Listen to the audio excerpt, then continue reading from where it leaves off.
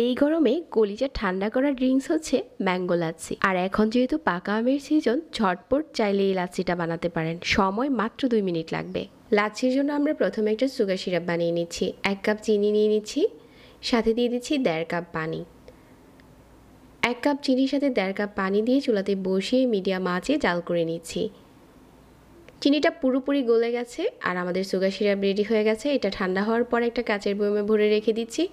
এই গরমে আপনি যে কোনো ড্রিঙ্কসে এটা ব্যবহার করতে পারবেন। এখন লাচ্ছির জন্য আম কেটে নিচ্ছি। তো আম হচ্ছে আমি আগে থেকে পরিষ্কার করে ধুয়ে নিয়েছি,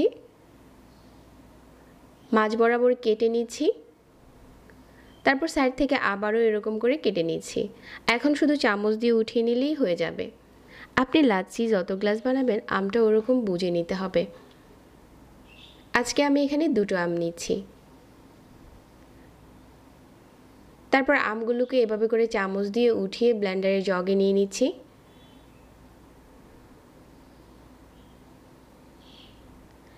আমগুলো যখন উঠিয়ে নেওয়া হয়ে গেছে, এখানে হচ্ছে এখন আমি বাকি উপকরণ দিয়ে দিচ্ছি। প্রথমে দিয়ে দিলাম 1 গ্লাস পানি, তারপর দিয়ে দিচ্ছি 2 চা চামচ মিষ্টি দই। চাইলে টক দই দিতে পারেন, তবে মিষ্টি দই দিলে বেশি টেস্টি হয়। এখন দিয়ে দিচ্ছি 1 টেবিল চামচ গুঁড়া দুধ। গুঁড়া দুধটা অবশ্যই দিতে চেষ্টা করবেন, তাহলে লাচ্ছির টেস্টটা অনেক বেশি বেড়ে যায়। এখন দিয়ে দিচ্ছি বরফের টুকরো।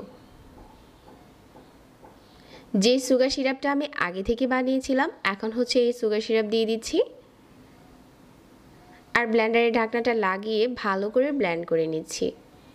30 সেকেন্ডের মতো ব্লেন্ড করে নিলেই হয়ে যাবে। আমাদের লাচ্ছি এখন রেডি। এখন পরিষ্কার গ্লাসে পরিবেশন করে নিচ্ছি। পরিবেশন করার আগে আরও 1 টুকরো করে বরফ দিয়ে দিচ্ছি। ঝটপট বানানো হয়ে গেল ম্যাঙ্গো লাচ্ছি। সাথে আমি যেই সুগার সিরাপটা শেয়ার করেছি, এই সুগার সিরাপটা দিয়ে আপনারা যে কোনো ধরনের শরবত বানাতে পারবেন, তাহলে হচ্ছে টেস্ট অনেক বেশি হবে। আশা করছি আজকের এই ম্যাঙ্গো লাচ্ছি সবার কাছে ভালো লেগেছে।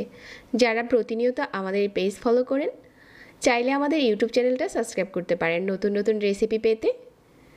যারা এতক্ষণ ধরে সাথে ছিলেন, সবাইকে আবারও অনেক অনেক ধন্যবাদ জানিয়ে আজকে এখানে বিদায় নিচ্ছি। আল্লাহ হাফেজ।